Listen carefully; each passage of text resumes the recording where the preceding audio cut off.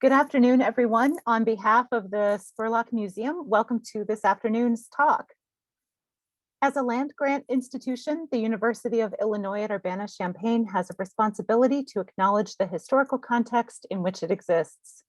In order to remind ourselves and our community, we will begin this event with the following statement. We are currently on the lands of the Peoria, Kaskaskia, Piankashaw, Wea, Miami, Mascoutin, Odawa, Sauk, Meskwaki, Kickapoo, Potawatomi, Ojibwe, and Chickasaw nations. It is necessary for us to acknowledge these Native nations and for us to work with them as we move forward as an institution. Over the next 150 years, we will be a vibrant community inclusive of all our differences, with Native peoples at the core of our efforts. My name is Beth Watkins, and I am the coordinator of the museum's current exhibit, Debates, Decisions, Demands, Objects of Campaigns and Activism, for which our speaker, Dr. Nathan Tai, is curator.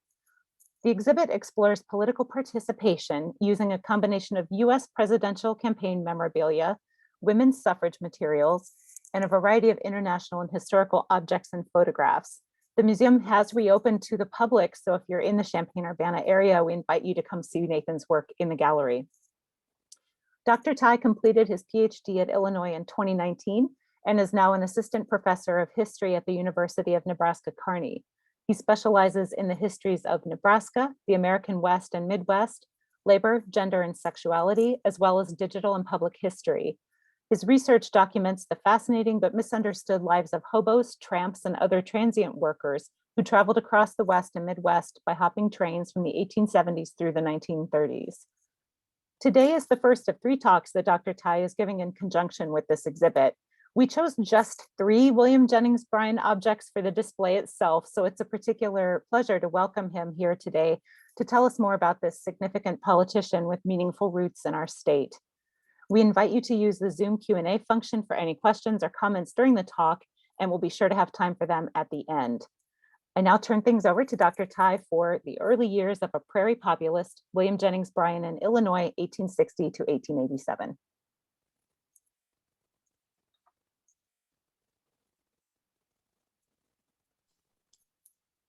Well, thank you, Beth, for that wonderful introduction. I'm excited to kind of talk about Bryan today and share kind of his historical roots and his relationship with the state of Illinois. Given my training and my current position, this is actually kind of the perfect subject as someone educated in Illinois, born in Nebraska, now teaching in Nebraska, to talk about a political figure born in Illinois, but really kind of rooted in the state of Nebraska. And, you know, we'll kind of give an overview. Many of you might vaguely remember Bryan from your history classes in high school or college, but we'll kind of take you through his life, take you through his trajectory, but really we're going to be emphasizing today his Illinois roots. And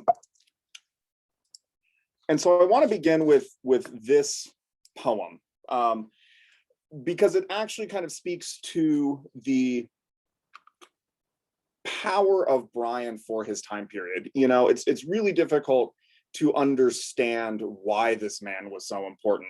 Looking back, why the issues that he advocated for in his day, like bimetallism, that we needed to have a silver a monetary policy in conjunction with the gold standard, his rhetorical skills, and kind of his political acumen, and just his celebrity, which rivaled any other and exceeded any other politician in his day. And so this is a poem from Vachel Lindsay, from the famous tramp troubadour of Illinois, born and raised in Springfield. His home is a historic museum in Springfield. And this is a poem that he published in 1919 called Bryan, Bryan, Bryan, which documents his attendance at a William Jennings Bryan rally in 1896, when he was just 16 years old. It's a very long poem. It's about 6 pages long. And he talks about everyone in the county going to Springfield, the rhetorical power of Bryan, the draw, the way that he was able to captivate people with his rhetorical skill, his use of scripture in his speeches, that we heard, as he talks about here, in Springfield and Illinois and around the world, then we heard these glacier boulders across the prairie roll. rolled, we heard the power, and he quotes directly then from his famous 1896 Democratic National Convention address, which we'll get to later, which he gave in Chicago. And everybody heard him in Springfield in Illinois, around and around the world, and danced upon its axis like a darling bronco world. But he's trying to get the captivating, this new spell, that Bryan's speaking ability, that his power, the things that he was willing to say, kind of speaking for farmers, speaking for common people. This is why he embodies the populist ethos of his time period. And Vachel Lindsay really tries to capture it in this poem. And what was lost then when Bryan ultimately does not win the election in 1896, 1900, or 1908, as you're going to see. So to begin, we have to go to Salem, Illinois.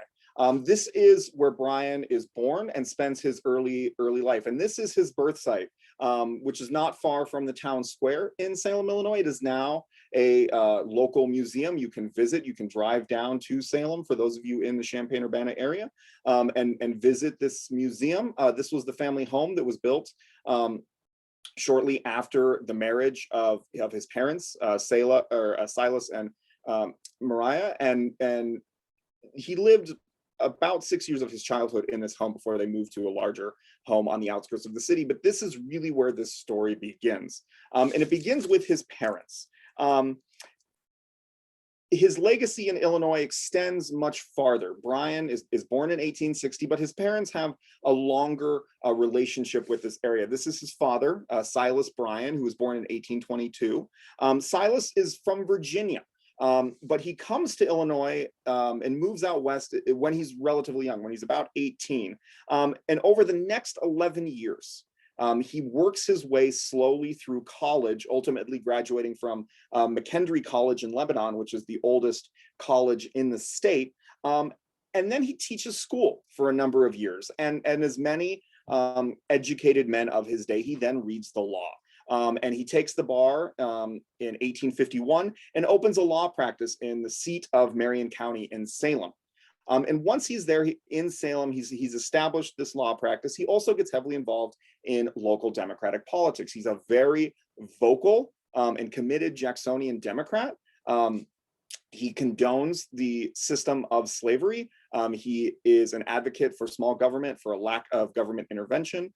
He's a very devout Baptist, as I'll get to. And shortly after moving to Salem, he also meets or gets married to Maria Jennings, who becomes his wife. She is a former, as we'll get to, she's a former student of his during his school teaching days. Silas Bryan will be elected to the state legislature in 1852, 1854, and then ultimately lose re-election in 1860. He also serves in the Illinois State Constitutional Convention as a delegate in 1848 and 1870. And so he has quite a bit of involvement in state politics prior to the Civil War. He is a peer of Abraham Lincoln. He knows Stephen A. Douglas, the kind of leading Democratic politician in the state in his day. When he loses election in 1860, he's appointed a circuit judge, which he serves for 12 years. And so he has a outsized influence in the community, particularly in Marion County, but in Southern Illinois. He's a known kind of political figure. He's very, very vocal. And he, like his son Wilby, is known for his rhetorical gifts and is often called upon as a stump speaker to speak on a wide range of issues. This will become all the sharper during the American Civil War, as we'll get to here in a bit, when his politics become all the more toxic as he begins vocal criticism of Abraham Lincoln and Abraham Lincoln's war policy. So he was by the time he arrived at the Civil War, he considered himself a proud conservative unionist. With the outbreak of the war, he advocated compromise with the South. He advocated a peaceful and diplomatic solution to the war. And he was what historian Matthew Stanley has noted about the group of conservative unionists in downstate Illinois, that they endured rather than embraced emancipation.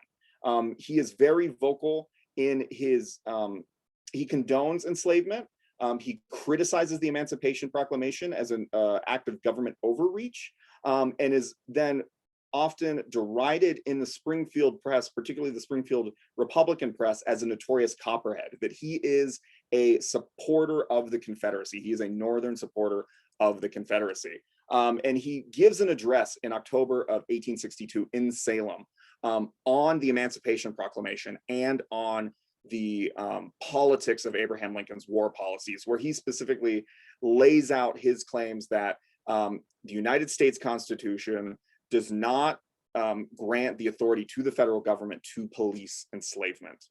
And as a result, Abraham Lincoln's policy is unconstitutional, it's government overreach. And as he lays out here, if this is to be the fact, it is a great wrong in any man or set of men to seek to pervert this great and good government of ours, to disturb a subject over which it has no jurisdiction. So that Abraham Lincoln is violating the Constitution, that sectionalism is a he is critical of sectional politics, of seeing the nation, that the politicians should advocate for all parts of the nation. He is promoting what is a sense of white egalitarianism, that he is supportive of farmers, of wealthy farmers. He is rejecting kind of government influence. And this is the standard, even this speech here is the standard kind of Democratic line in downstate Illinois in the 1850s. But as he begins to advocate for these types of positions, the press continues to draw attention to his politics. That Silas, according to the Illinois State Journal, is leading gatherings of copperhead powwows, is it's referred to. And a correspondent of the Decatur Gazette says that in words, Judge Bryan advocated his hearers to submit to the constitutional authorities of the country, according to this reporter, with the whole spirit of his speech, evinced a desire to make the government an object of loathing and hatred to all who heard him. Those copperheads are as cowardly as they are treacherous. And so as the war develops, his policies and his criticism of the government, his criticism of Abraham Lincoln's war policy, draws significant attention to Silas Bryan. But nevertheless, he is able to continue in his position as a circuit judge through 1872. But it does bring him greater attention. And you see, although Bryan will not advocate, will not kind of articulate his racial politics in this same way, you do see some semblance of this in some of Bryan's positions, some of the things that Bryan will talk about when he becomes the presidential candidate. And then this is his mother, Maria Elizabeth Jennings. Now, she is 12 years younger than Silas. She is a former student of his who marries him in 1852 when he establishes his law practice in Salem. She comes from an established family in Marion County. There's already 4 generations of Jennings who have lived in the county. Her grandfather was a congressman who also served in the Illinois state legislature, served in a much earlier period than Silas, but also has political connections in the community, which Silas is able to draw upon during his own political period. She is a Methodist, unlike Silas's Baptist faith, and refuses for the first 20 years of their marriage to convert to become a Baptist. And so Bryan is living in this mixed Protestant household, and he ultimately then decides to be a Presbyterian later in life. Actually, as a teenager, he chooses to not adhere to either of his parents' faith traditions. And she educates Will at home until the age of 10, and then he enters the public school system in Salem before going off to Jacksonville as we get there. And she, unlike Silas, who was very stern and very devout, Silas was known for stopping and praying 3 times a day, no matter what he was doing or where he was at. When he was a county judge, or a circuit judge, he was known for stopping court proceedings at noon to pray, much to the consternation of many of the attorneys who were hoping that they could get their cases through the judge much quicker. Whereas his mother, where Bryan's mother had a much more vocal sense of humor. She was critical of individuals who were overly pious. Their home wasn't puritanical, at least when she was kind of running things. She had a piano, and the house is often full of music, often full of laughter. And as Bryan begins his political career, she is openly critical of his long-winded speeches and lets him know it. And so she is kind of the humor in the household to kind of balance out a lot of Silas's personality. And so again, to kind of return to this home where they're living in 1860, this is really where Bryan kind of begins to get a sense of himself. He is tasked with doing a lot of the chores around the home, as often children in this time period are. After 6 years in this home, they move to a grand country estate, kind of on the outskirts of Salem. It's actually modeled on a plantation home that Silas remembered from his time back in Virginia. And Bryan is responsible from a very early age for the care of all the livestock. He is chopping all of the timber to maintain their house, and really doing a lot of the labor and the upkeep, and getting a kind of a sense of agriculture, of what farmers do. And this is going to come into play when he is running then for president in 1896, 1900, and 1908, as he becomes this great advocate for Midwesterners for agricultural reasons. Because this farm that they live at outside of town is 520 acres. It's a very, for the period, it's a very large farm that Bryan is then tasked with maintaining and supporting and helping around with. Now, his childhood and his experiences with his father instills in him this very deep connection to his faith, and that should inform your life and particularly your character. This is something that Bryan kind of returns to, this idea of character, this idea of this kind of morally inflected political positions. This is something that Silas does in his address criticizing the Emancipation Proclamation. He draws heavily on scripture to support his position that slavery is morally right.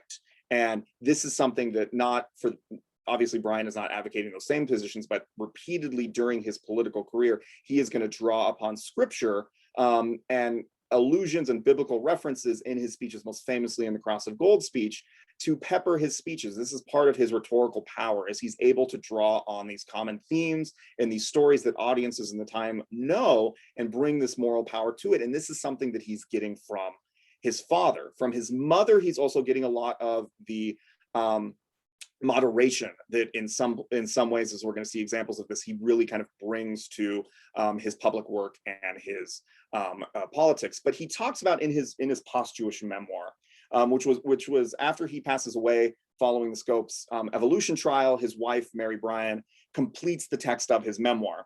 And in this text, he specifically talks about it is Silas's politics. It's Silas's that he shares Jefferson's confidence in the capacity for people, that he believes in entrusting the people to decide their own fate. And that also has the definitive influence in shaping his religious views. Although Bryan ultimately doesn't share his father's faith tradition, he becomes a Presbyterian, his father's a Baptist, and his mother's a Methodist.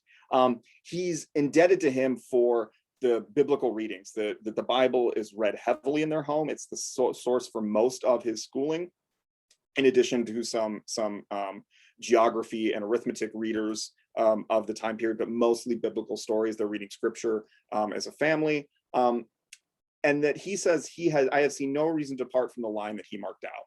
So it's this legacy, this development of his father's involvement in pre-Civil War and Civil War era Illinois politics, and then through the 1870s, he's involved when he's a county judge, that are shaping this young man. And so as we see in this picture here of Bryan at 4, so this is the young boy who's living in the home in Salem. We see him at 20 when he's going off to college, and he's in Jacksonville at Illinois College. Then we see him with a beard here at 26 when he's at law school, at Union Law School in Chicago. And then at the bottom, we see him after he gets rid of the beard after law school. It was a youthful indiscretion on Bryan's part. We see him at 36 and 42 when he's running for president, when he's the old statesman of the Republican Party, particularly in the last photo. But it's this Bryan at 4, this Bryan at 20, and this Bryan at 26 that it's when he's in Illinois and he's developing his rhetorical skills, when he's developing his educational skills, and you see his father's politics influencing him, and he goes to college and how that both shapes him and doesn't shape him. So Bryan, at the age of 15, has a debate with his father about where he should go to school.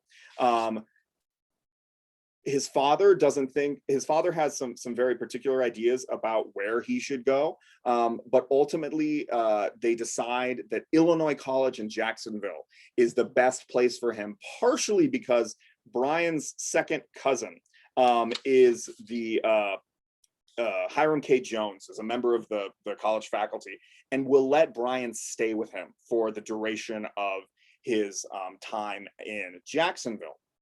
And so he arrives at the age of 15. So he's younger than this. So this is 2 years later at Illinois College. But like many of his peers, he wasn't prepared for the rigors of an actual college education. So many institutions in this time period had preparatory academies attached to them to kind of fill in the gaps for these predominantly young men who are going to be entering the college, but maybe they don't have the requisite Latin or the Greek, and so need some additional training. The University of Illinois had similar things early when it was the Illinois Industrial University, for example. And so he attends the Whipple Academy in Jacksonville, which is attached to Illinois College, for 2 years. And his father gives him 2 books when he leaves for college. He gives him a Greek reader and a Latin reader. And says, that's all you're going to need to know. That's all I needed to know when I was at McKendree College in the 1830s. And that's largely true. He had a classical liberal arts education in the sense that it was an emphasis on the classics. He is taking a lot of Greek, a lot of Latin. He's taking philosophy classes, a little bit of arithmetic, some economics, rhetoric, political science, and moral philosophy. And it's very much a one-size-fits-all type of college education. He isn't, there aren't really electives as you would think of today in a college education. And as a scholar of Bryan's college years have noted, there was no opportunity for training in research methods. The work consisted of the recitation and discussion of the textbook. And so you rarely deviated from kind of this set list of materials. And this is reflected actually in the archive at Illinois College. In the surviving library records from William Jennings Bryan's time. During the 6 years that he's there, so the 2 years at Whipple Academy and then the 4 years at Illinois College, he only checks 16 books out of the library. In 6 years, he only checks out 16 books. Nearly all of them are fiction, but it shows that you're not really supposed to be looking at anything beyond what you're being required. He's also noted for being a good student, not because he's particularly intelligent, but because he works hard. Which is something that his faculty repeatedly note, particularly after he kind of rises to fame and they reflect on his time. And while he's at Illinois College, there's a number of important developments in the direction of his life that happen. First, he develops his speaking and debating skills. So this is something, again, as a figure who is recognized as one of the best public speakers of the 19th century, if not the early 20th century. Certainly, it is at college where he begins to get involved. He's in the debating society, he's on the debate team, he is doing public speaking, he is writing, he's also working for the college paper, the campus or the college Rambler, which will play a role in later in his political career. He'll actually start his own newspaper, and he's getting this experience as a young college student. And as we'll see shortly, he places second place at the state debate state championship, the state speaking tournament in 1880. And he also, very importantly, courts a young woman by the name of Mary Baird, who's a student at the Jacksonville Female Academy. She's 18, he's 20. And he meets her in 1879, and in 1880 very seriously begins to court this young woman, which causes a mild amount of controversy in the local community, as we'll get to. But he's ultimately a very successful student. He is the valedictorian of the class of 1881, and is seen as a very respected and successful member of his class. Again, his professors think that he's certainly not the brightest, but he's the hardest working member of his class, and that he is going to go someplace.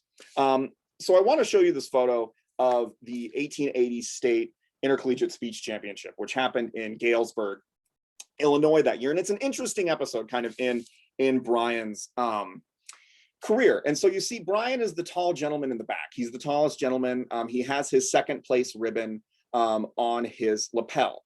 And there's a very well-known account of this event from the only woman who is participating, the only female from a college. She's from the Rockford Female Seminary, and her name is Jane Addams. And so for those of you from Illinois, those of you who are familiar with the progressive area, Jane Addams is the founder of Hull House. Jane Addams is the first American woman to win the Nobel Peace Prize. And this is her as a college student, where she loses to William Jennings Bryan at the state speech tournament. She places fifth, I believe, and he places second. And she writes in 20 Years at Hull House. So her very famous memoir, which some of you may have been assigned at some point, that William Jennings Bryan not only thrilled his auditors with an almost prophetic anticipation of the Cross of Gold. So at this speech debate, at the speech event, Jane Addams can see, again, she's reflecting on this when she's writing it, but she can see the power of his rhetorical skill that's going to emerge in 1896. But with a moral earnestness, which he had mistakenly assumed would be the unique position of the feminine orator. And so he has this power to convey emotion in a way that is just unparalleled among those who were there. So this event is, Jane Addams writes about it and talks about how he should have gotten first place. And again, it's strange to think about it today, but this was something within the kind of college community in Illinois at the time, which also garnered some press. I have the quote here below from the Daily Illini from the University of Illinois student paper, where the reporter that they sent to follow the Illinois Industrial University student who's participating, that the orator who was given second place should have had first. That Bryan was actually the best speaker there, but he was robbed. And that this is something that even in Champaign-Urbana is being commented upon by his peers. But what really shapes, in addition to shaping his rhetorical skills, which really bring him to political prowess, it's the meeting and the courting of Mary Baird, who really kind of shapes him and really finds him a partner.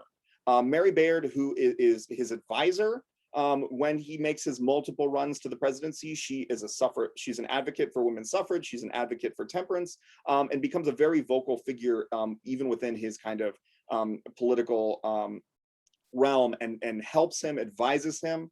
She becomes the first female attorney in the state of Nebraska. She takes the bar exam, she reads the law so that she can help him both in his law practice and in his political work. She also learns German so she can keep up on economic journals and political journals, and also to aid him. She is in every sense his equal. And this is reflected upon later, as I'll show you when he does run for the presidency. But there are restrictions when he meets her. So he meets her in 1879, and in 1880 very seriously begins to court her. But at the Jacksonville Female Academy, they only have one afternoon off a month that they have the freedom to go and see friends, or to in this case, have a supervised visit with a member of the opposite sex. And so Bryan, being kind of the clever, mischievous figure that he was, found ways to circumvent this one afternoon restriction. So the women at the seminary, or the Female Academy, excuse me, would walk around the block where the school was at for their exercise. And so he would also take a walk around the block when it just so happened that Mary was taking her daily exercise. Or in 1880, Mary's mother was committed to a local was admitted to a local sanatorium for health reasons, and William would go visit her. And it just so happened that Mary would also be there, and they would have these supervised courting visits at the local sanatorium. There's also apocryphal stories that early historians kind of Bryan's time, and that at least through the 1920s, there was some tradition of this on the Illinois College campus, that there was one particular tree that kind of grew by the window of Mary Baird's room, that Bryan was purportedly to have climbed frequently in the evening. And so he would sit on this branch and converse with her. But ultimately what happened and sparked some local controversy is Bryan was able to get one of his professor's spouses. So Lucy Tanner, the wife of his Latin professor, and he also then becomes, Lucy's husband also becomes eventually the president of Illinois College, would invite Mary over once a week just to have tea and sit in the parlor and just socialize. and would also invite Bryan. And so they would have these supervised, sanctioned courting events. But when it was made known to the president of Mary's school, she was asked to leave for the rest of her spring semester.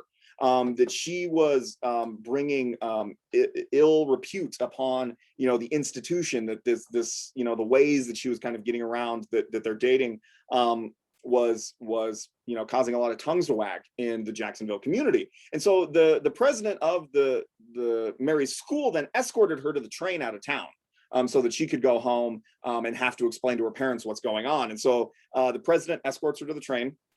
She gets on the train, and she's sitting down. It's pulling out of Jacksonville, and who walks through the door of her car but William? He has stowed away in the baggage car, and avoided the school president, so that he could talk with her, so he could go home with her and explain to her parents. He's also brought with him an engagement ring, and asked Mary to allow him to go home to explain to her father what's going on, and explain that he is not, some fast young man.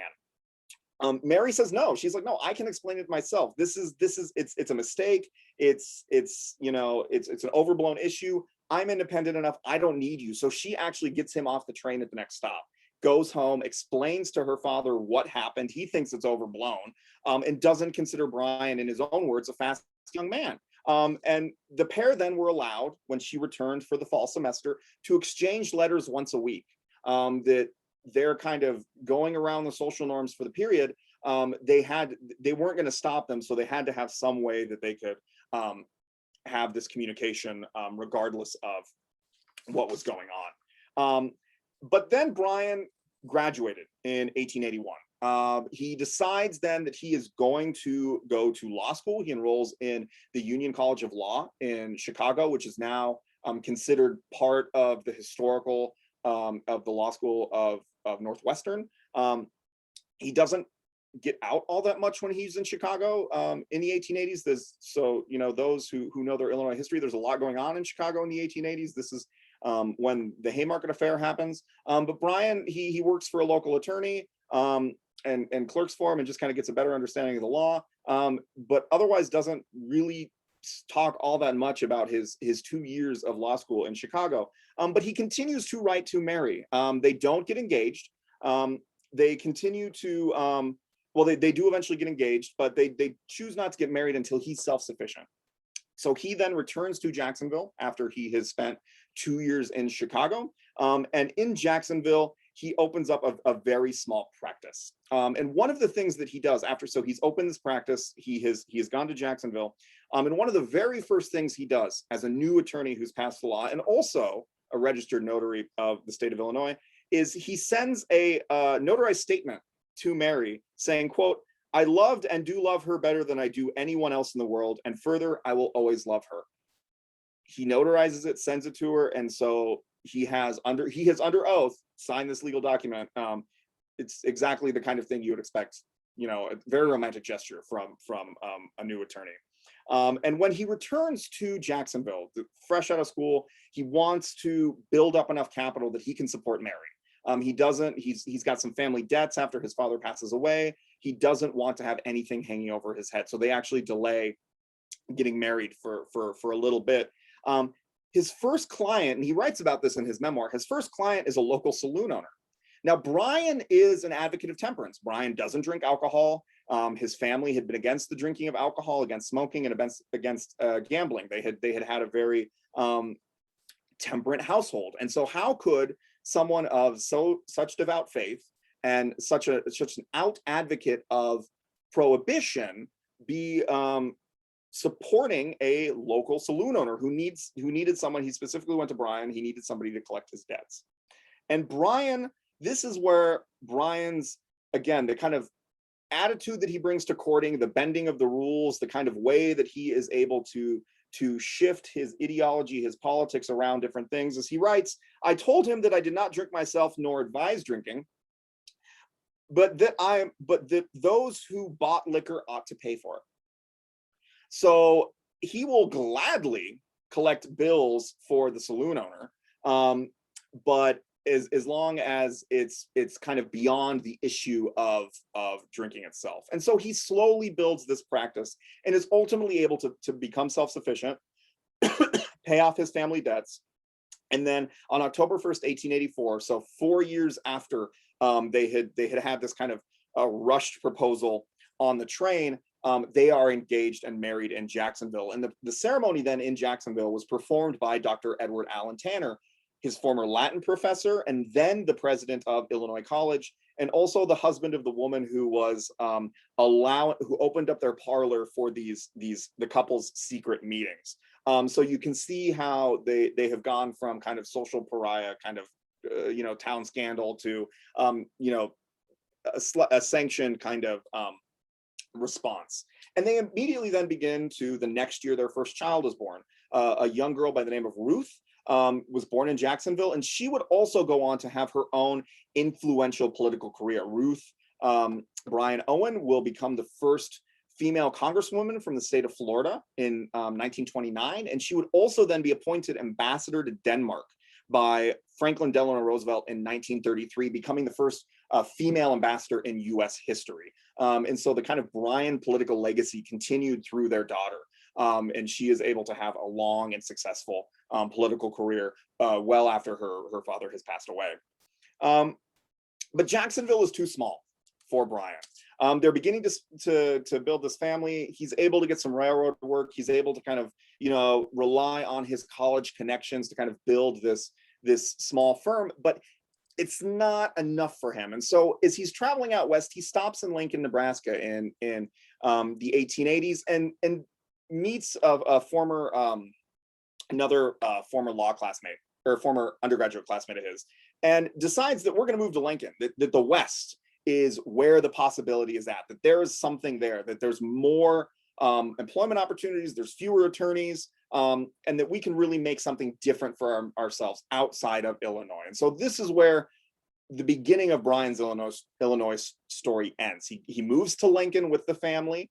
He opens a private law practice, and he becomes an attorney for different railroad interests, local interests, and really begins to make a name for himself getting involved in Nebraska politics.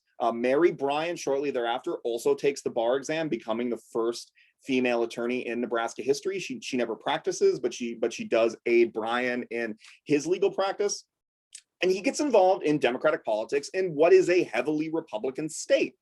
Just like Illinois in this time period, it's very difficult to kind of break in and have the kind of influence that he wants to have.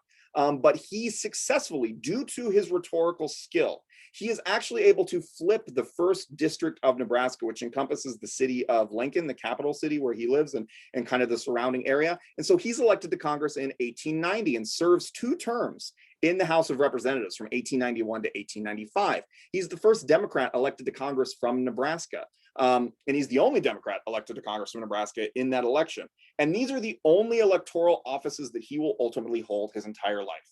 So this is a man who will be nominated for the presidency by the Democratic Party 3 times, 1896, 1900, and 1908. But he only actually holds elected office for 2 terms in the 1890s. Also, while in Lincoln, he'll found his own newspaper, The Commoner, which will be a platform for him. His brother, Charles, will also be the editor and will be a platform for him for his political ideas, for his religious values, for an extended period of time. And he uses this platform then in Nebraska to bring about increased national attention to himself. And it's based largely on both his political ideology and his views, but largely his rhetorical skill that really begins to bring him attention. And so what I have here is it's an extended quote from a Nebraska author by the name of Mari Sandoz. So she's very famous as a Western writer, as a Western historian.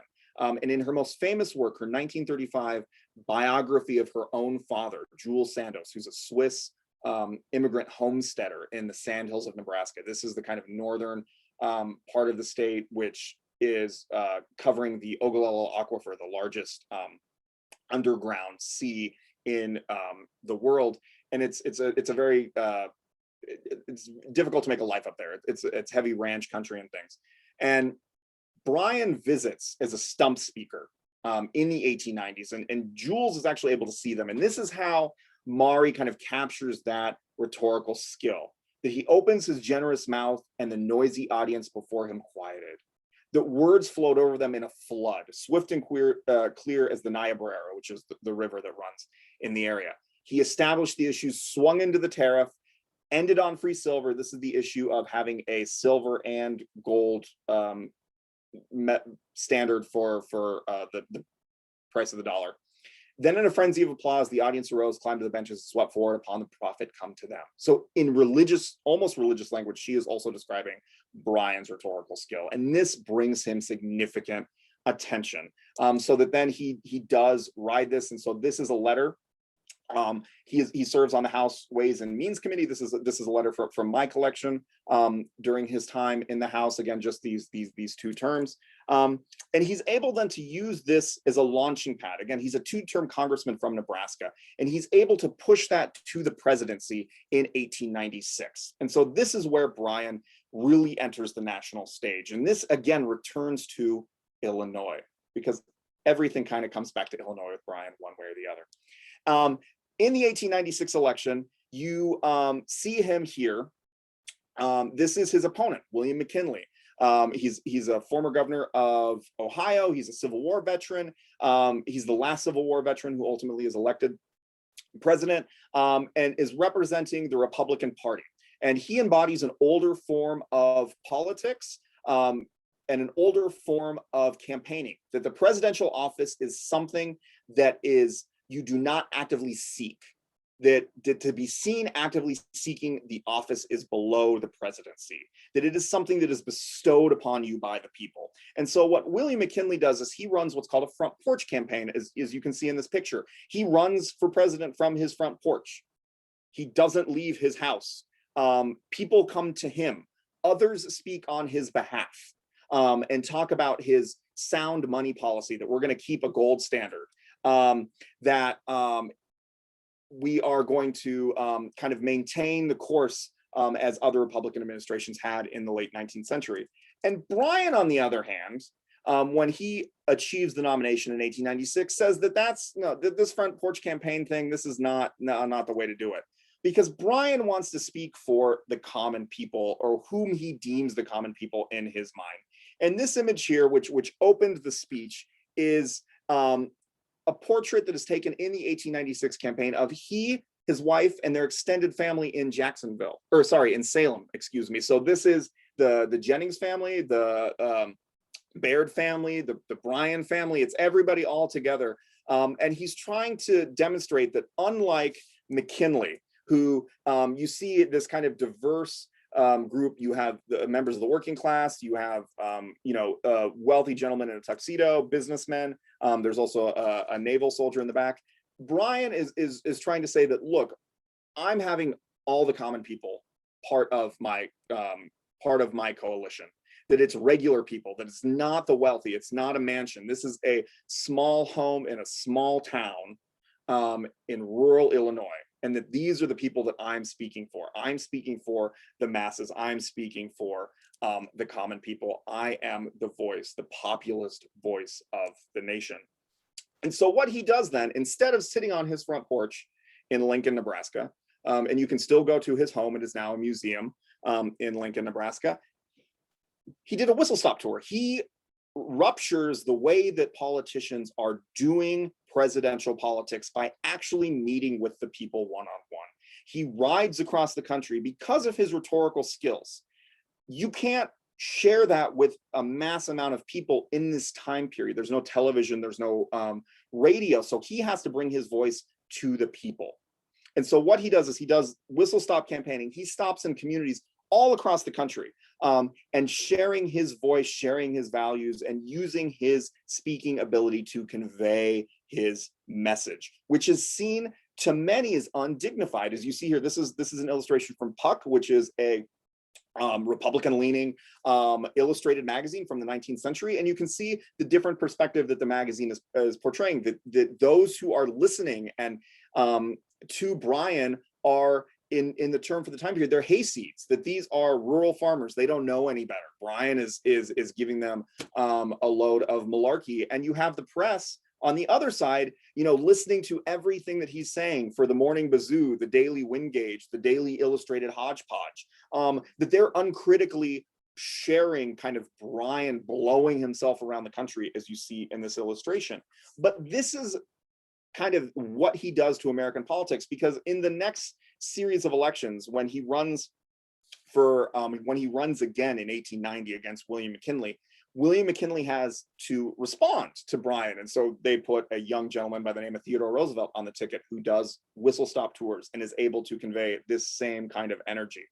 And it's then back in Chicago, though, his actual achievement of the Democratic nomination happens in Chicago in 1896 at the DNC, where he gives what is considered by many the most famous political speech of the 19th century, particularly of the late 19th century, his Cross of Gold speech.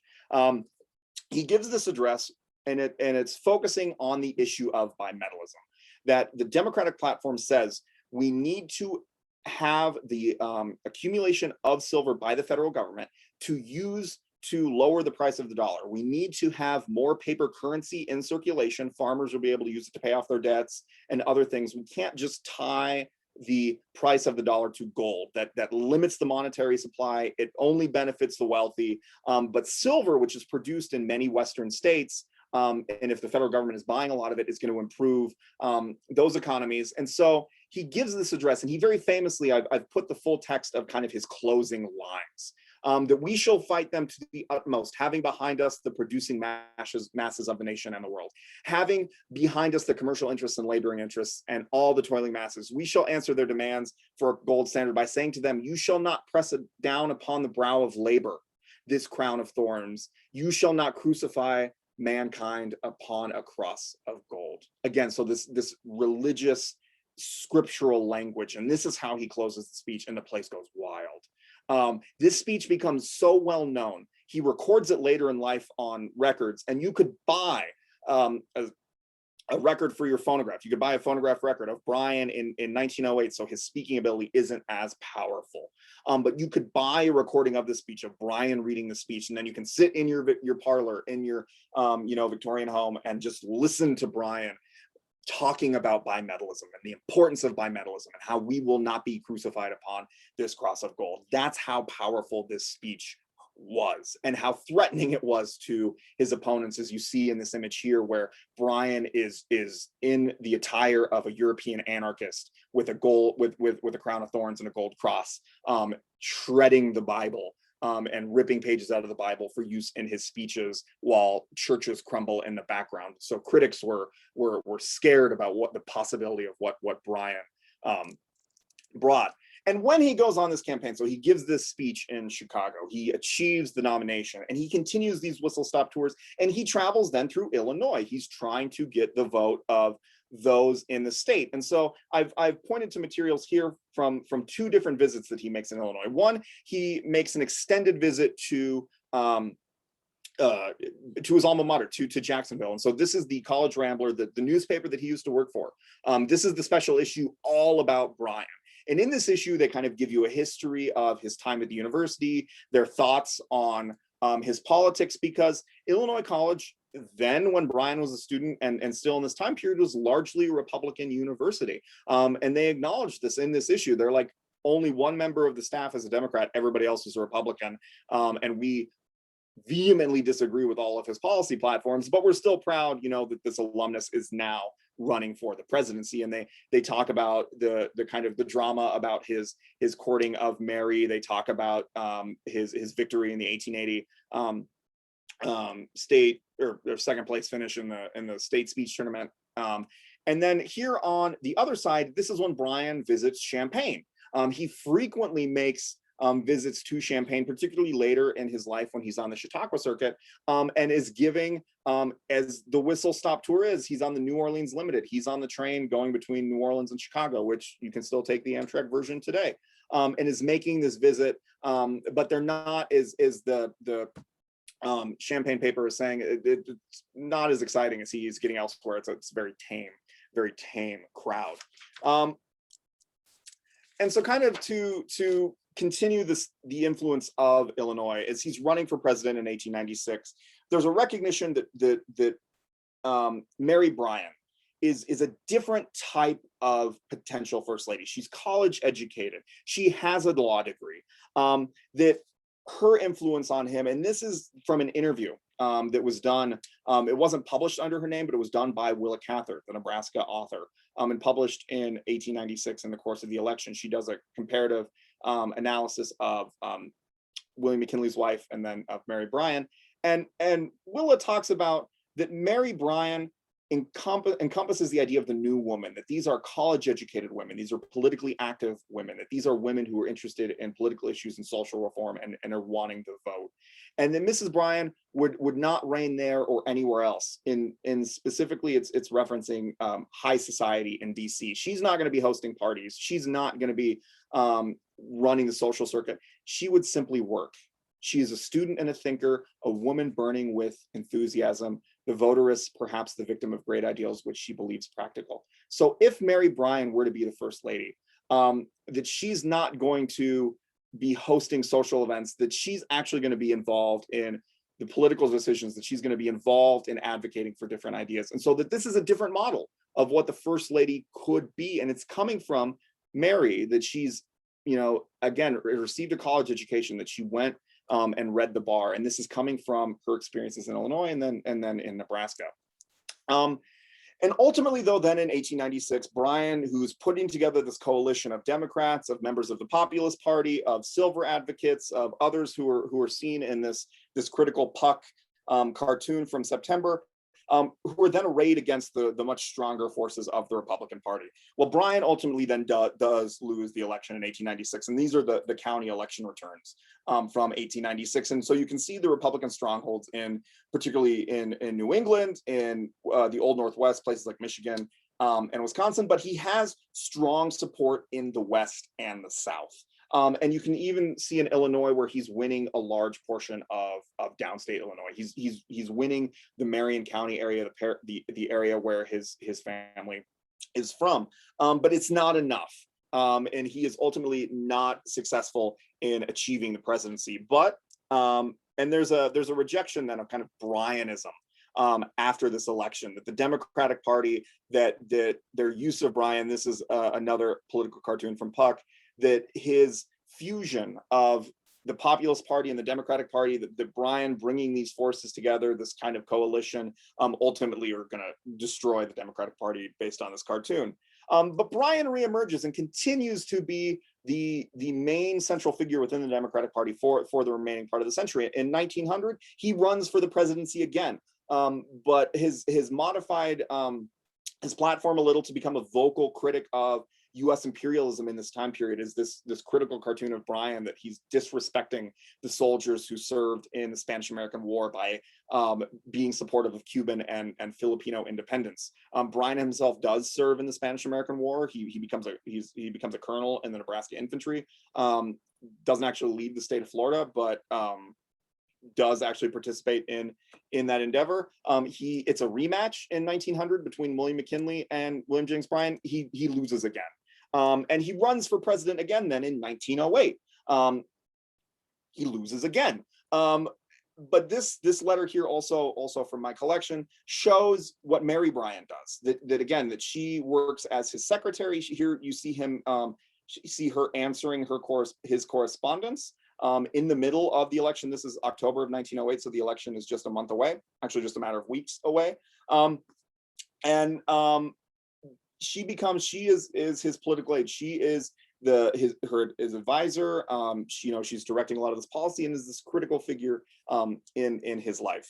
But these losses are hard on Bryan. You can be nominated and run 3 presidential campaigns and lose every single time, and that takes a lot out on someone. And so Bryan spends a lot of his time later in the early 20th century refashioning himself as a world traveler and a diplomat. And so this is William Jennings Bryan and Leo Tolstoy. That Bryan travels to Russia. Their similar advocacy for peace, for diplomacy, really kind of shape one another. Purportedly, Tolstoy had a photo of Bryan in his room when he died. But Bryan really kind of refashions himself. He's traveling in Latin America, he's traveling across Europe, he's traveling in the Pacific, which ultimately then results in him becoming the Secretary of State for Woodrow Wilson from 1913 to 1915. And I've also kind of pointed you to this picture here. Here he is the Secretary of State, and this is on Flag Day in 1913, because Woodrow Wilson is here, but then the gentleman on the other side of the photo is a very young Assistant Secretary of the Navy, Franklin Delano Roosevelt. So here you see the kind of key figures in the Democratic Party from 1896 until 1945. Bryan accepts the position of Secretary of State on two conditions. One, that you're going to have kind of diplomatic, an emphasis on diplomacy. You're going to have this emphasis on peace. That this idea that you're going to have investigative tribunals kind of to work out international disputes. This is something that he and Leo Tolstoy had like brainstormed. And that also no alcohol be served at the State Department. But he ultimately becomes a critic of Wilson's kind of policies in support of the Allies during the war effort, and resigns in 1915 from Secretary of State, and then kind of enters the political wilds. Which then kind of brings us to the end, his later days in Illinois.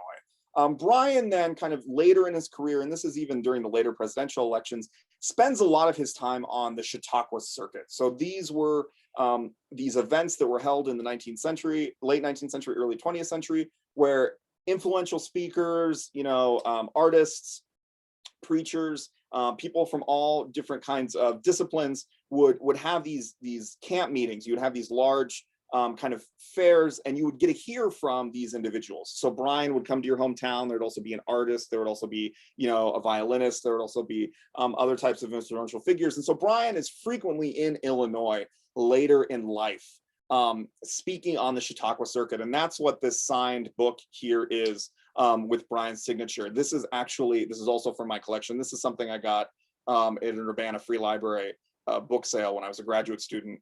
This is when Bryan was in Champaign, Urbana for a Chautauqua.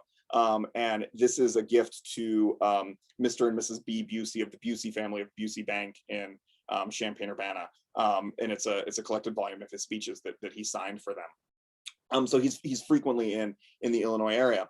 But the end of his career, and how many of you probably remember Bryan, for those who've seen Inherit the Wind, is the Tennessee evolution trial, the Scopes evolution trial, where John T. Scopes is put on trial for teaching evolution in a small Tennessee high school. The irony of this is that John T. Scopes is also from Salem, Illinois, and as this article here from the Urbana Courier, he was also briefly a student at the University of Illinois before he transfers to the University of Tennessee. So even in the kind of last gasp of his life, because Bryan will die shortly after the trial, Illinois is still there, that he is prosecuting another individual from his hometown, someone who certainly knew who Bryan was, probably, had family connections or family knowledge of who Bryan was. So even in those last days, Illinois is still there. And so to kind of close, just to kind of think about what is his legacy here in Illinois. Illinois likes to tout the fact that it has a number of successful presidential candidates related to the state. Most recently, Barack Obama, Ronald Reagan, Ulysses S. Grant, and then, of course, Abraham Lincoln. But Bryan is, a three-time failed presidential candidate. His legacy, his populist legacy, his policies, particularly kind of the issue of bimetallism, don't really resonate today, but it's the issue, nevertheless, the kind of populism, the sense of him being able to tap into what he deemed the masses and kind of mobilize that politics that we see is kind of one of those important things and has been returned to as of late. And if you were to go, those in Illinois, that there are statues of Lincoln in almost every county, that there are, museums related to Grant, that there is the Ronald Reagan birth site, that the Obama Presidential Library is in process of being construction. But if you were to go, it's hard to see Bryan. It's beyond his birth site. And so I'm pointing you to this. This is a statue of Bryan that is in Salem. And this is actually the remnants of a National Bryan Memorial that was in Washington, D.C. And here you see, this is actually the program for the dedication of the Bryan Memorial in 1934. FDR dedicates this monument in Washington, D.C. And FDR had a particularly, he knew Bryan. He worked, He worked for the secretary. He was assistant secretary of the Navy when Bryan was secretary of state. He knew him. He was, distantly related to Theodore Roosevelt, who had opposed Bryan in the 1900 election, and had a begrudging respect for him, as he talks about in this address, but dedicates this monument, which then stands in Washington, D.C. for a number of years. And then there's road construction, and they move it and they put it in storage. And it's not until the 1970s, actually during the Ford administration, the only president, again, one of the small ironies of history, the only president from Nebraska, who then delivers this statue and returns it to the city of Salem, where it remains today. So he doesn't have much of a historical memory outside of Salem, but he is a figure who is still very much kind of bound up in the political fabric of the state. He is shaped by his father's Democratic politics. He is shaped by his experiences at Illinois College. He's shaped by his experiences, as a child in rural Illinois, his experience as an attorney in Chicago in the 1880s, and he rises to a national political platform in 1896 in Chicago. And so that it's not far off to kind of echo the conclusion of another Illinois. I'm going to end with another Illinois poet, Edgar Lee Masters, the author of the Spoon River Anthology, who in an essay on Bryan says that the period of American political history between 1896 and 1900 belongs distinctively to Mr. Bryan. And with that, if anyone has questions, I would be happy to answer them. Nathan, we have a question in the Q&A from a name you will recognize, asking about the reference in the political cartoons to 16:1. Yeah, so 16:1 is the ratio for silver to gold. So 16 ounces of silver would equal 1 ounce of gold. And so that is the position of the silverites, that if the United States were to move to this bimetal system, that much silver would equal that much ounce of gold, and then that would determine the price of the dollar. So 16:1 is a frequently invoked by silverites, so much so that, and we'll see if everybody can see, this is my 1896 William Jennings Bryan campaign cane that you could get to show your support, and it actually has 16:1 on the edge of the cane. And there are some other 16:1 objects in the museum exhibit, if I remember correctly. We have another question asking, do the early letters between Mary Baird and Bryan still exist? Yeah, so yeah, I don't actually know where the letters are. I have spent some time with the Bryan papers they're at the Library of Congress. Even though he's born in Illinois, he dies in Tennessee. He's also buried in Arlington. The family, I believe, has a lot of material. Different biographers over different periods have been able to gain access to materials that the family still might have, and they quote extensively from these early letters. That there's quite a bit of copious correspondence between them in the 1870s and 1880s. So the family, which I believe has dispersed quite a bit, there were a number of children that were able to might know where those things are at, but most of the Bryan papers at the Library of Congress. The State Historical Society in Lincoln also has a large chunk of his papers, and then there are likely also things in the collections of Ruth Bryan Owens. Okay. And another question, was he really the first traveling candidate? Can you talk a little bit about traveling candidates? Other candidates will do stump speeches. Others will. It's more of the dichotomy between the front porch campaign and the fact that Bryan's doing the whistle stops. Other presidential candidates have given big speeches and gone to big cities and met with people. It's certainly not unprecedented when Bryan's doing it, but it's because of the sharp contrast with McKinley. And McKinley's doing it for a variety of reasons. One, his wife has medical issues and he wants to stay close to home. And he also has others who are doing kind of directing his political campaign, particularly Mark Hanna, who's a senator from Ohio. But Bryan really kind of is able to take advantage, like the railroad, in a way that others quite hadn't gotten to yet, and use it, have these really quick visits, these whistle stop visits, that will then see kind of taken to the next level, with Theodore Roosevelt, who really is able to kind of tap into that similar thing, is this young,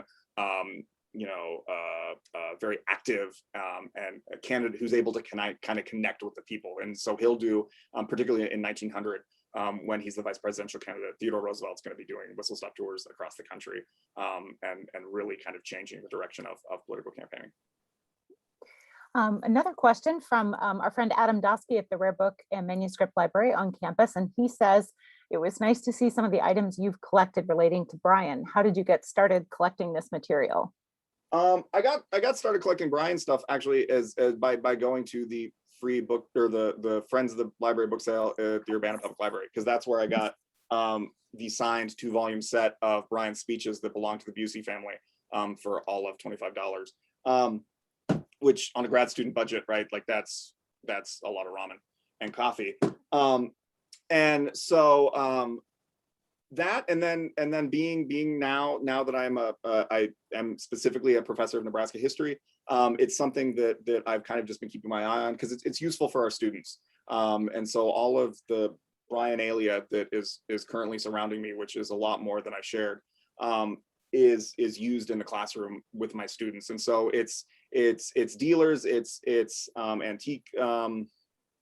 antique shops, it's thrift shops, it's not an insignificant amount of eBaying, and then also just kind of stuff that is in the local area. He being in Nebraska and his kind of presence in the state, there's a lot of Bryan stuff that people kind of have, that they'll have, for example, old issues of The Commoner, which is his newspaper. This is from 1912, and so people will have things, and he's corresponding with a lot of local politicians and kind of keeping his eye on what's going on in the local area. So things kind of just pop up here and there, and then I use that to teach progressive era and Gilded Ages politics with my students.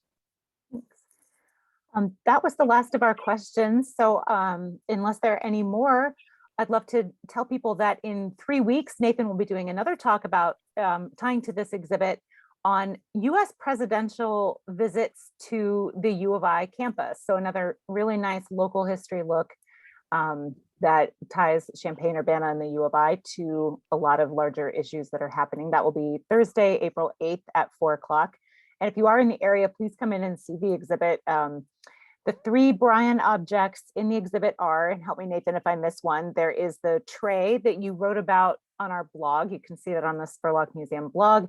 There is a silver bug, and then there is a somewhat disturbing looking William Jennings Bryan sort of Cupid doll type thing that is paired with, who's the candidate that he's with in that one? William Howard Taft. For the oh yeah.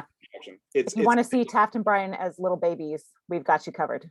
Yes, it's a Billiken. So those of you who are familiar with St. Louis University, it's the little figure thing. Thank you everyone for coming today, and thank you Nathan, and we look forward to seeing you again in 3 weeks for US presidential visits to U of I.